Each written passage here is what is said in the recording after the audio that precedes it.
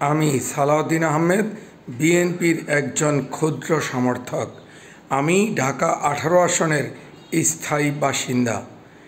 আমি অনুরোধ করব বিএনপির উচ্চ কক্ষের নেতাদের প্রতি এবং দেশবাসীর প্রতি, আমার কথাগুলো শুনে যাবেন, পারলে আমার ভিডিওটা শেয়ার দিবেন যাতে বিএনপির উচ্চ কক্ষে আমার কথাগুলি পৌঁছে যায়।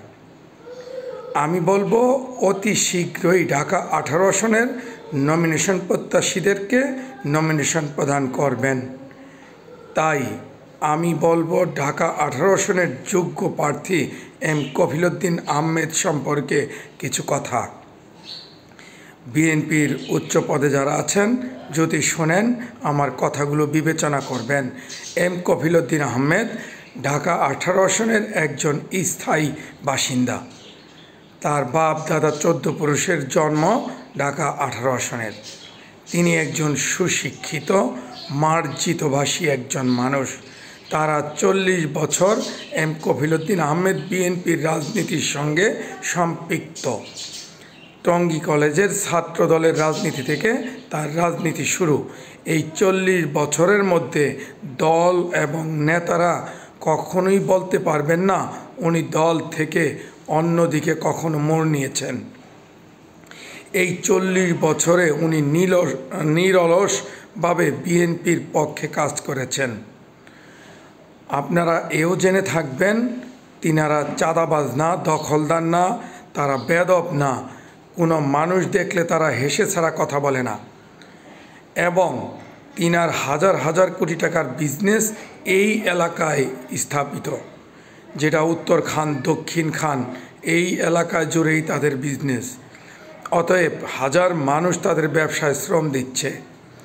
তারপরে কথা বলবো যে তারা স্থানীয় লোক হিসাবে কখনোই কোনো বাইরে থেকে এসে যারা বাড়ি করেছেন একজন লোক বলতে পারবেন না কখনোই তাদের সঙ্গে দুর্ব্যবহার করেছে, কখনো তাদেরকে বিদেশি বলেছে। তাদের সকল নির্বাচনী ভাষা বলেন, বিচার আচার বলেন, সব জায়গায় তারা বলে থাকে যারা এখানে এসে বাড়িঘর করেছেন সবাই এখানকার স্থানীয়, কেউ এখানকার বাইরের লোক না। বরঞ্চ তারা এই এলাকার স্থানীয় লোকের চাইতে বাইরের লোকগুলোকে মূল্যায়ন করে থাকে বেশি। দ্বিতীয়ত কথা হলো রেল লাইনের পূর্ব প্রান্তে ৫ লক্ষ ভোটারের বসবাস। এই ৫ লক্ষ ভোটারের মধ্যে ম্যাক্সিমাম লোকই এম কফিলউদ্দিন আহমেদকে চিনে। সবচেয়ে বড় ব্যাপার হলো এটা। আমি এও বলতে চাই বিএনপির যারাই নমিনেশন পাবে সবাই বিএনপিরই লোক। তারপরেও যেহেতু কফিলউদ্দিন সাহেবকে আমি সমর্থন করি, সেই যুক্তিতে আমি একটি কথাই বলবো, কফিলউদ্দিন সাহেবরে অধিকাংশ ভোটারই তাকে চেনে। সে দীর্ঘদিনের রাজনীতির সঙ্গে সম্পৃক্ততা আছে।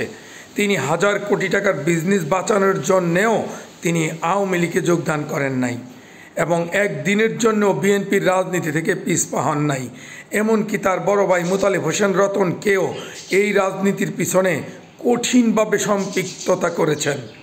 মোতালেব হোসেন রতনকেও অনেকে চিনেন, যিনি এই ১৫-১৬ বছর রাজপথে যেভাবে সময় দিয়েছে একটা কঠিন ব্যাপার।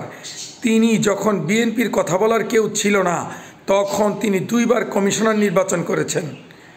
তিনি পালিয়ে থেকেছেন মামলার জন্যে, তারপরও তিনি নির্বাচনে সম্পৃক্ততা ছিলেন কারণ যাতে বিএনপি মুছে না যায়, বিএনপির যাতে নাম থাকে, তিনি একজন বিএনপির প্রার্থী।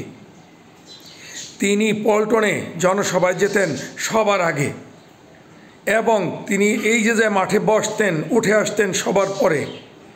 তিনাদের অনেক গাড়ি থাকা সত্ত্বেও নেতাকর্মীদের সঙ্গে বাসে দাঁড়িয়ে ঝুলতে ঝুলতে যেতেন এবং ট্রেনে। রাজনীতি কী জিনিস তাদেরকে দেখেও অনেকের খেয়াল করা দরকার। হ্যাঁ, একটা দলের নেতার সবার মন জুগিয়ে চলা সম্ভব হয় না, তাই কেউ কেউ হয়তো বিরোধিতা করতেই পারে, এটাই স্বাভাবিক।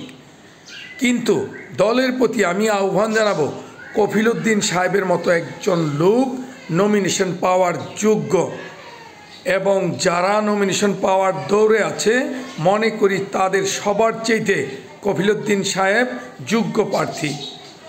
কফিদুদ্দিন সাহেব এখানকার স্থায়ী প্রার্থী।